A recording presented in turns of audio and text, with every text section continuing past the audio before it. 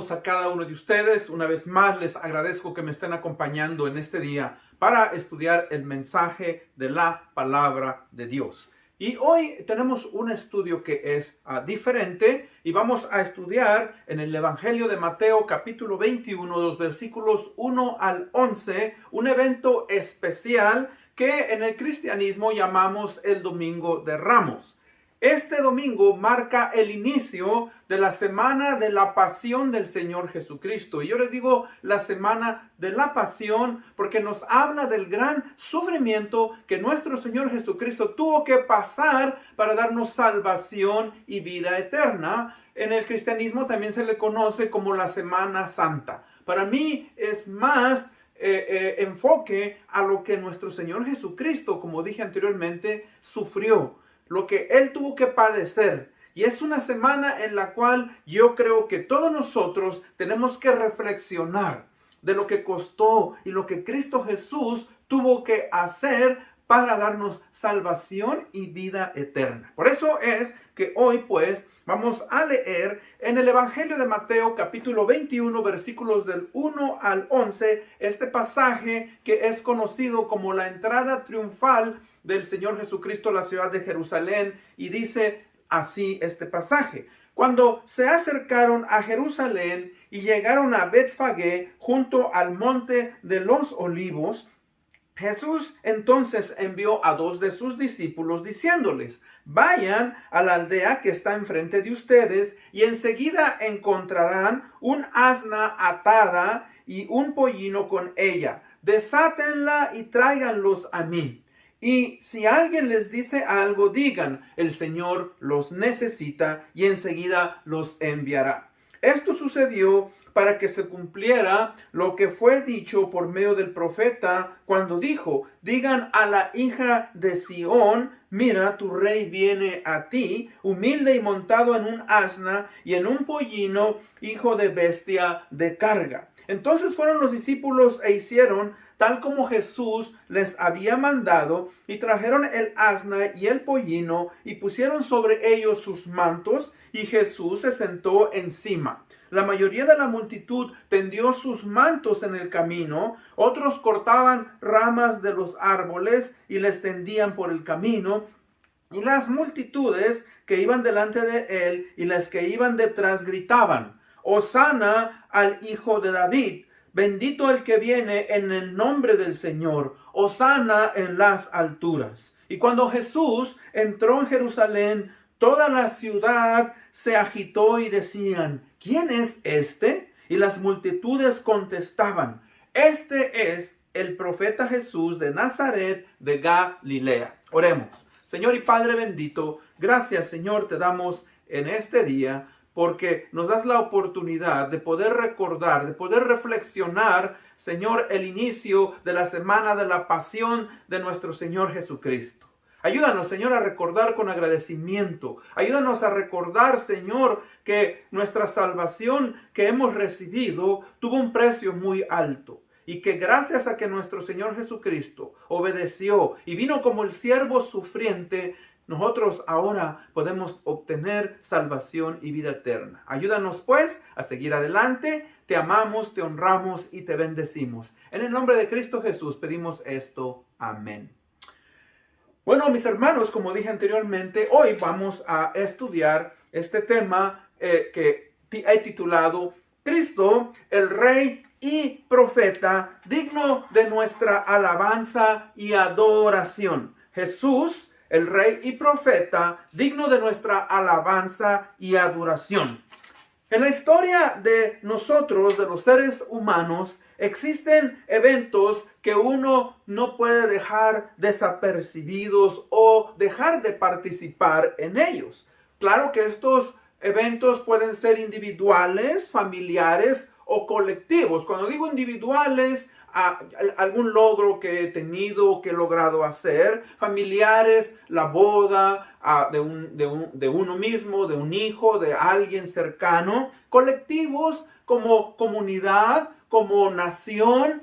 Celebramos la independencia del país y otros eventos. Uno de los eventos más agradables y bonitos en mi vida como niño que yo recuerdo fueron aquellos en los cuales durante el mes de diciembre nos preparábamos para la celebración de la Navidad. Tan pronto como iniciaba la época, yo soy de México, nací en México, y en diciembre, a partir del 16 en adelante, pues nosotros hacíamos lo que llamábamos las posadas. Y en las posadas, ¿verdad? Las personas participábamos de una u otra manera, con cánticos navideños, había piñatas, se daba dulces o colación, frutas, comidas especiales como el ponche de frutas, y todo eso obviamente apuntaba al 25 de diciembre, cuando el Señor Jesucristo, pues celebrábamos el nacimiento del Señor Jesucristo. Y todos, ¿verdad? Tanto en el hogar, en el vecindario, en la comunidad, pues nos alegrábamos. Y todavía eso sigue pasando.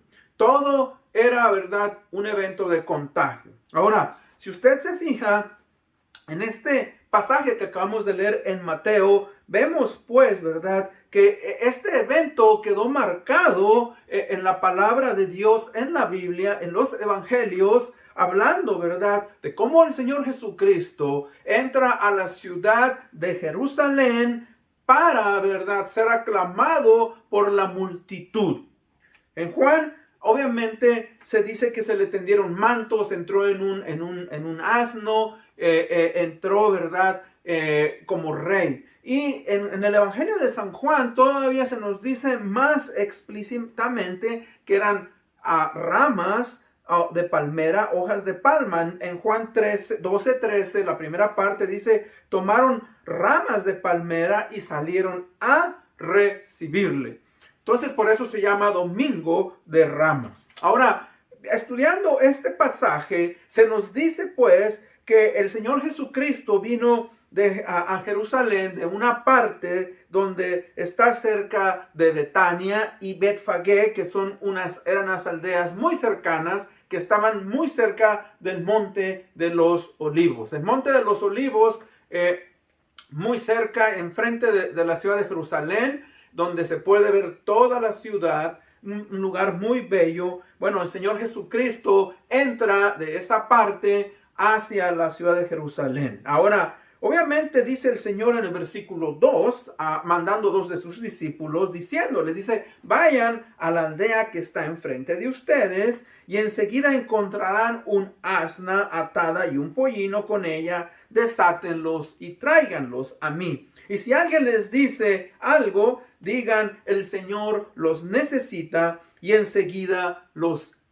enviará. Entonces, fíjese que vamos a darnos cuenta de varias cosas en este pasaje.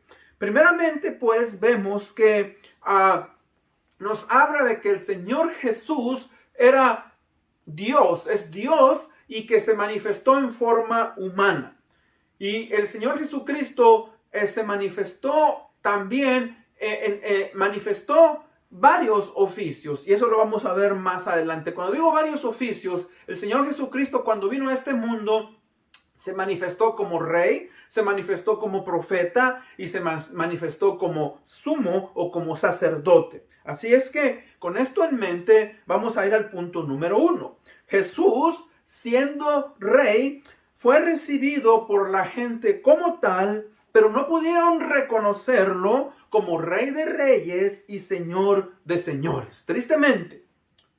Pero vemos en este pasaje la omnisciencia del Señor Jesucristo. Recuerde, el Señor Jesucristo fue tan humano como usted y como yo, fue, ¿verdad?, de carne y hueso, pero eso no implicaba que Él no tenía una deidad. Él era tan Dios. Y vemos ahí la omnisciencia del Señor Jesucristo, porque Él sabía que en esa aldea había una asna con su cría que no había sido montado todavía.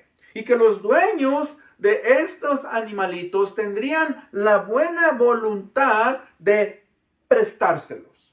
Algunos sugieren que ya él había hecho un trato previamente con el dueño de los animales o los dueños, pero en los evangelios. En ninguno de los 4 evangelios se nos dice que esto es así. Así es que si usted, tenemos que entender que el Señor Jesucristo, mis hermanos, es omnisciente y Él sabe todo. Ahora, hay varios eventos. Si usted recuerda en el Evangelio de San Juan, cuando inicia el Evangelio de San Juan, dice que había un hombre que se llamaba Natanael y uno de los Juan y su hermano fueron y hablaron con Natanael y le dijeron: hemos encontrado al rey, al Mesías, al rey de los judíos. Y dice que Natanael dijo: de Nazaret puede salir algo nuevo, algo bueno. Entonces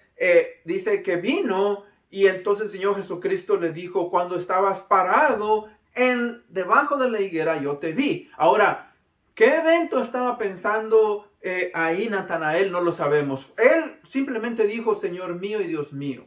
Y el Señor obviamente sabía lo que él estaba pensando y él se lo manifestó. Bueno, posiblemente el dueño del asno y del pollino, ¿verdad? Tuvieron una experiencia parecida, aunque no se sabe. Lo que sí, fíjese, podemos ver que cuando una persona tiene disposición de obedecer al Señor Jesucristo, eso puede ser de gran bendición y ser parte de los planes divinos. O sea que es un gran privilegio. Así como este hombre tuvo ese privilegio de prestar esos animalitos para que una de las grandes profecías se llevara a cabo, que está en el libro de Zacarías 9:9, lo vamos a ver más adelante. Fíjese cómo Dios usó a este hombre. Es lo mismo. Usted y yo, al ponernos a la disposición de nuestro Señor Jesucristo, vamos a ser usados para llevar a cabo los planes de Dios en este mundo. Somos coparticipantes de llevar a cabo ciertas cosas en el reino de los cielos. Por eso es importante, fíjese, nuestra disposición. Como seres humanos, Dios ha determinado que sus planes sean llevados a cabo por medio de los mismos seres humanos, no de ángeles, sino de nosotros. Y ese es un gran privilegio que usted y yo debemos de entender. Ahora, como dije anteriormente, el Señor Jesucristo hizo eso para el cumplimiento de la profecía que se encuentra en el Antiguo Testamento, en el libro de Zacarías 9:9. Dice así: alégrate mucho, hija de Sión, da voces de júbilo, hija de Jerusalén. He aquí tu rey vendrá a ti, justo y salvador, humilde y cabalgando sobre un asno, sobre un pollino hijo de asna. O sea, nos está hablando, pues, ¿verdad? Unos 500 años, 450 años antes del Señor Jesucristo, este evento que iba a marcar la historia y que iniciaría lo que el Señor Jesucristo tendría que pasar para que nosotros pudiéramos ser salvos. Ahora, la pregunta pues es: ¿por qué Jesús entró a Jerusalén montado en un asno? Bueno, primeramente, para cumplir con la profecía antes mencionada. No solamente eso, mis hermanos, fíjense que para mostrar su humildad y anunciarle a la gente que Él venía como el siervo sufriente de Dios para cumplir la voluntad de Dios y su sujeción absoluta, siendo Él mismo Dios. Ahora, es algo que a veces a nosotros nos cuesta trabajo aceptar. Recuerde, el siervo sufriente de Dios es el Señor Jesucristo. Él vino, la misión del Señor Jesucristo era el de venir a este mundo, nacer, vivir, ministrar, morir en la cruz del Calvario, resucitar y darnos salvación y vida eterna si nosotros aceptamos nuestro estado de pecado y reconocemos que hemos sido desobedientes a los principios de Dios y nos arrepentimos. Eso es lo que llamamos el Evangelio. el Evangelio del Señor Jesucristo. Entonces, es algo maravilloso. Y vamos a seguir estudiando esto, porque fíjese que en el libro de Isaías, capítulo 42, versículo 1 nos dice: he aquí mi siervo, yo le sostendré, mi escogido, en quien mi alma tiene contentamiento. He puesto sobre él mi espíritu, y él traerá justicia a las naciones. O sea, está hablando del Señor Jesucristo en su función como el Hijo de Dios. Por eso en el libro de Lucas es conocido, ¿verdad?, como el Hijo del Hombre. El Hijo del Hombre es que Cristo Jesús, a pesar de ser Dios, tomó forma humana, nació de una mujer y vivió entre los hombres. Escogido, enviado por Dios, en quien su alma de Dios, dicen, mi alma tiene contentamiento. Dios, mis hermanos, manifestó un gran contentamiento. Y no solamente eso, sino el Espíritu de Dios también, ¿verdad?, estaba con él. Siendo, obviamente, en cuanto humanamente. Ahora, vemos que la gente reconoce al Señor Jesucristo como el Rey de la descendencia de David, porque en el versículo 9 las multitudes que iban delante de él y las que iban delante atrás gritaban: Hosana al Hijo de David, reconociéndolo como el Rey de los judíos, de la descendencia del Rey David. Por eso la gente reconoce, ¿verdad?, al Señor Jesucristo. Ahora, fíjese que lo triste es que lo reconocen como un rey porque ellos, recuerde, ellos están en ese momento que el Señor Jesucristo nace, que el Señor Jesucristo ministra y que el Señor Jesucristo ministra por esos 3 años aproximadamente y ahora va a morir. La nación de Israel está bajo el control del gobierno romano. Están sometidos, sujetos. Ahora, uno de los anhelos de la nación de Israel y de toda nación, obviamente, es el que sean libres, el que ellos puedan nuevamente ser restituidos a la gran nación que ellos fueron, pero este no es el momento todavía. Fíjese que ellos reconocen al Señor Jesucristo como el Rey de la descendencia de David y le tienden sus mantos, ramas de hoja de palma, para rendirle un tributo a él como Rey. Y en Segunda de Reyes 9, 12 y 13 dice: yo te he ungido yo te he ungido por Rey sobre Israel. Entonces cada uno tomó apresuradamente su manto y lo puso debajo de Jehú en un trono de alto, y tocaron corneta y dijeron: Jehú es rey. Nos está hablando aquí de cómo cuando un rey era reconocido, cómo, ¿verdad?, tendían sus mantos, etc. Y lo mismo pasa con nuestro Señor Jesucristo. Quise decir, no de Jesucristo mismo en este pasaje, pero, ¿verdad?, como rey. Ahora, fíjese cómo nos dice aquí que los discípulos y la muchedumbre le dan una gran alabanza diciendo: Hosana. En el versículo 9 dice: Hosana al Hijo de David. La palabra Hosana en esos momentos tiene un significado que quiere decir sálvanos o sánanos. En este caso probablemente es una oración para que la salvación, el rescate de la nación, como dije, del control de los romanos, viniera a Israel mediante el Mesías, a quien esta gente estaba reconociendo. Ellos le dieron esa importancia. Ahora, como dije antes, Jesús en su ministerio aquí en la tierra, él cumple con 3 funciones. 3 funciones que son muy importantes. O sea, las funciones del Señor Jesucristo son como sacerdote, como profeta y como rey. Y en este pasaje vemos que Señor Jesucristo, ¿verdad? Vemos algunos de los detalles de rey, pero no en ese momento para la nación de Israel, sino para el futuro. O sea, Jesucristo es rey, seguirá siendo rey, siempre ha sido rey. Pero en ese momento, mis hermanos, era el rey sufriente, el siervo de Dios. Vino a cumplir con su misión de rescatar a la humanidad. Pero también nos deja ver esa función de Jesucristo como un rey. Pero un rey que va a establecer un reino en el futuro.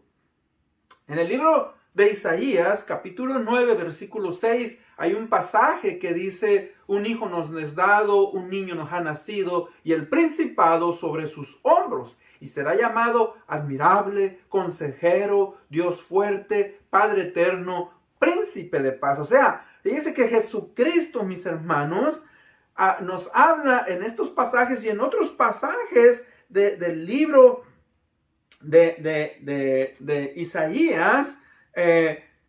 Como dije en Isaías 42:1, dice: mi siervo yo le sostendré, mi escogido en quien mi alma tiene contentamiento, he puesto sobre él mi espíritu y él traerá justicia a las naciones. Fíjense que Jesús, mis hermanos, es el rey, ¿verdad?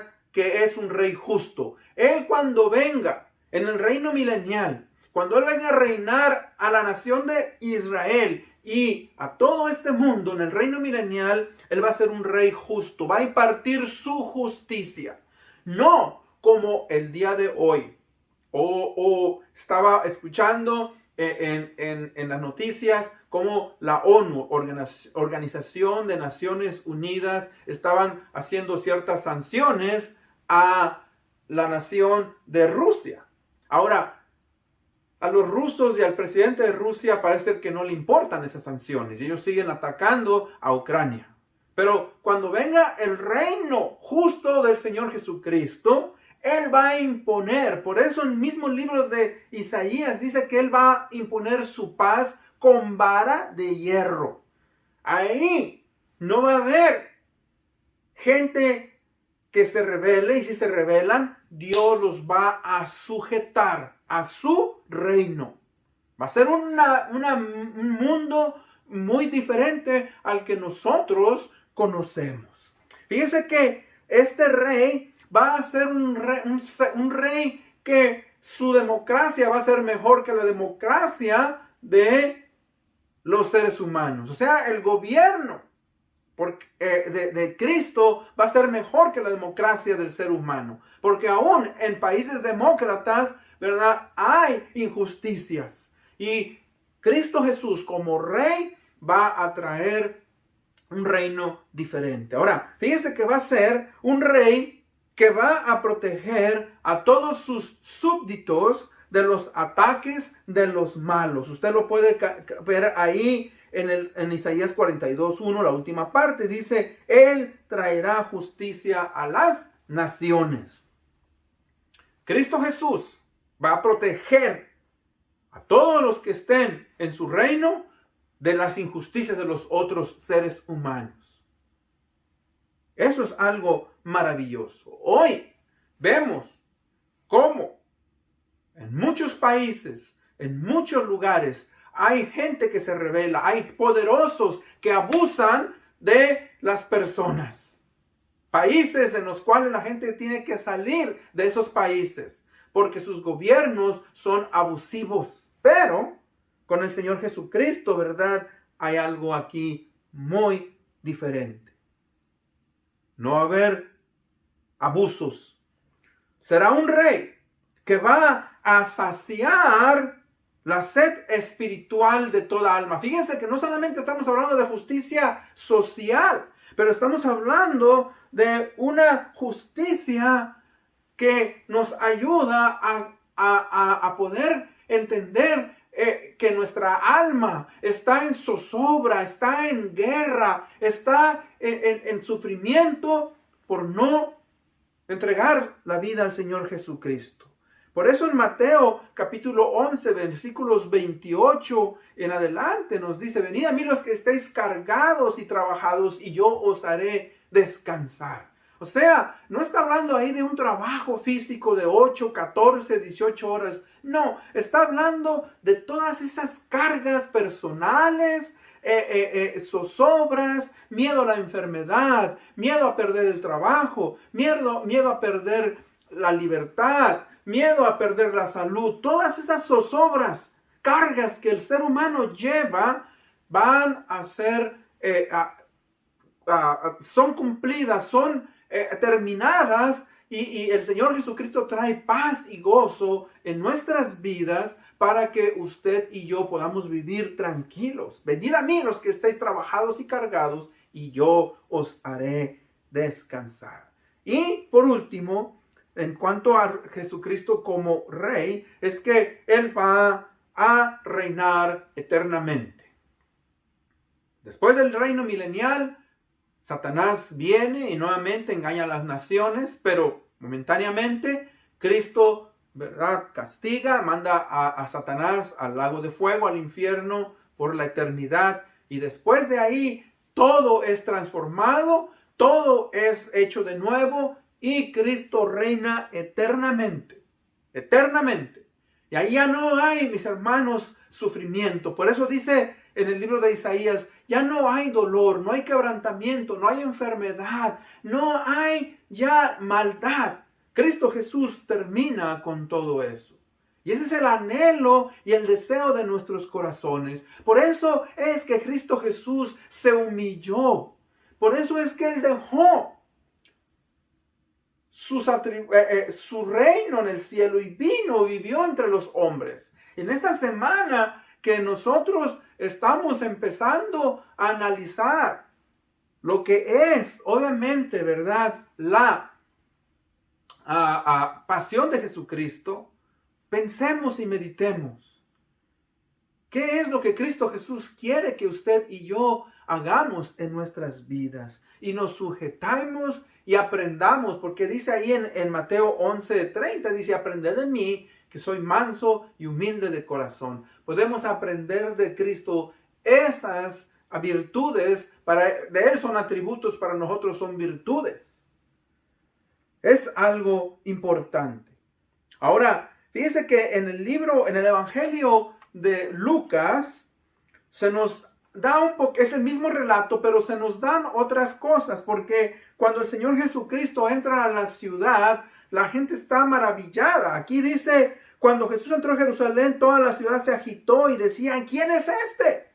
Y las multitudes contestaban, este es el profeta Jesús de Nazaret. Fíjese que como ahí cumple con otra de las funciones, como profeta, quien viene y trae el mensaje de Dios, el mensaje de salvación, para que el mundo pueda ser transformado. En Lucas 19, 39 y 40 dice, entonces, algunos de los fariseos de entre la multitud le dijeron, Maestro, reprende a tus discípulos. Y él les respondió, os digo que si estos callaran, las piedras clamarían. O sea que, como siempre, los fariseos, los escribas, los religiosos, ¿verdad?, se sienten ofendidos por el reconocimiento que la gente le da a Jesús como el Mesías, como el rey de la casa de David.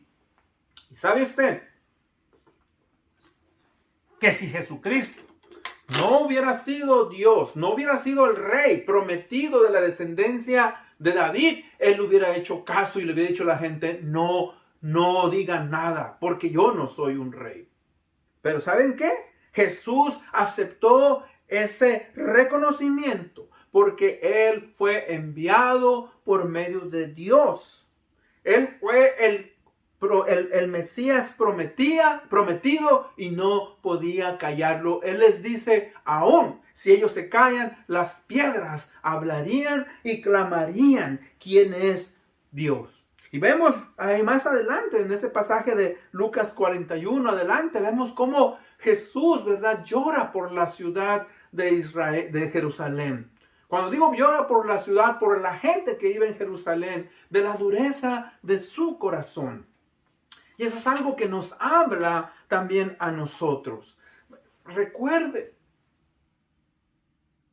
la dureza de nuestro corazón muchas veces nos impide ver nuestra necesidad de Dios. Por eso es importante que usted y yo nos humillemos y reconozcamos que sin Dios, sin Cristo, no podemos seguir adelante, no podemos vivir. Por eso Cristo dice ahí que llora por la ciudad. Cuando dice por la ciudad, no por los edificios, no por las casas, no por las plazas, llora por la gente. Y hoy aún Cristo Jesús tiene una carga. Por eso manda a su iglesia a que prediquemos el evangelio. Por eso nos habla a cada uno de nosotros como cristianos, que hablemos a la gente, a los individuos, de arrepentirse del estilo de vida que están viviendo. Que reconozcan y se humillen y dejen que la gracia de Cristo entre a sus corazones a través de pedir perdón por hacer las cosas como uno quiere, reconocer nuestro estado de pecado y confesarle como Señor y Salvador y entregar nuestras vidas. Y claro que no hay perfección. Todos nosotros como seres humanos vamos a fallar, pero cada vez que fallamos, vamos a Cristo, vamos a Dios y pedimos perdón y confesamos nuestros pecados. La ciudad de Jerusalén, mis hermanos, es la ciudad principal de la Tierra Santa, sagrada tanto para cristianos, judíos, mahometanos. Y su importancia, ¿verdad?, va más allá de 1000 años. Unos 2000 años ya se encuentra esta ciudad. En el libro de Génesis es donde Abraham va y ofrece sus diezmos a Melquisedec. Y después, ¿verdad?, Dios le dice que vaya ahí, ¿verdad?, nuevamente a ofrecer al monte Moria para que él ofrezca a su hijo Isaac. Es un prototipo de Dios y Jesucristo. Ahora, Dios no permite que Abraham sacrifique a Isaac, pero era una fotografía del futuro. Le leo en segunda, en Génesis 22:2 dice, y Dios le dice a Abraham, toma ahora tu hijo, tu único Isaac, a quien amas, y vete a tierra de Moria y ofrécelo allí en holocausto sobre uno de los montes que yo te diré. Se cree que ese mismo monte donde él iba a ofrecer a Isaac es el mismo monte de Gólgota, el monte de la calavera, donde Cristo Jesús sí murió en la cruz del Calvario para que todo aquel que clame a él tenga vida eterna, no se pierde. Y esa es la invitación. En conclusión, recuerde, hay muchas razones por las cuales el Señor Jesucristo entró triunfalmente a la ciudad de Jerusalén. Sirvió como el cumplimiento de la profecía de Zacarías 9:9, unos 450, 500 años antes del Señor Jesucristo.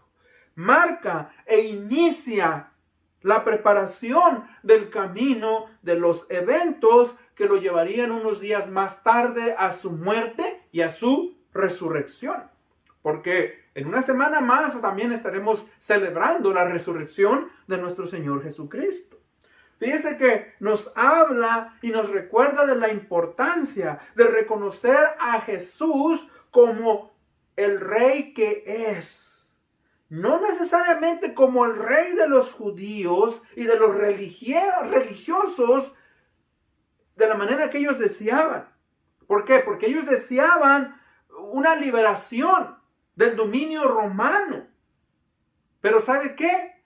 Más que todo como el rey de reyes, señor de señores, quien tiene el poder, la honra y la gloria por los siglos de los siglos. nos habla tristemente de la realidad del ser humano.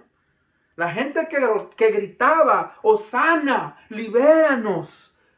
Unos días más tarde gritaría, crucifícalo, crucifícalo. Fíjese, mostrando el verdadero corazón del ser humano. Pues como dijo Jesús, Él conocía lo que había en el corazón del ser humano, del hombre, en Juan 2, 23, 24. Jesús, pues, vino a liberarnos de un nivel mucho más profundo, un nivel de esclavitud más profundo, y ese es el poder del pecado. Él dijo, y conoceréis la verdad, y la verdad os hará libre. O sea, Cristo Jesús, al morir en la cruz del Calvario, nos ha dado salvación y vida eterna, para que usted y yo podamos vivir eternamente. Y con eso en mente vamos a concluir. Oremos. Padre bendito, gracias te damos en este día. Recordamos con agradecimiento esa entrada triunfal, ese domingo de Ramos en el cual nuestro Señor Jesucristo entra y es recibido como Rey. Señor, permite que Cristo Jesús entre en nuestras vidas, controle nuestra mente y nuestro corazón, que Él sea el Rey, que Él sea el que controle nuestros pensamientos, nuestras emociones, nuestros sentimientos, nuestra conciencia, nuestra moral. Gracias, Señor Jesucristo, por haber venido y por haber dado tu vida en rescate para que pudiéramos ser salvos de la condenación y poder tener vida eterna. Te agradecemos por esto en el nombre de Cristo Jesús, nuestro Señor y Salvador. Amén. Una vez más, les agradezco que me hayan acompañado. Nos vemos hasta la próxima.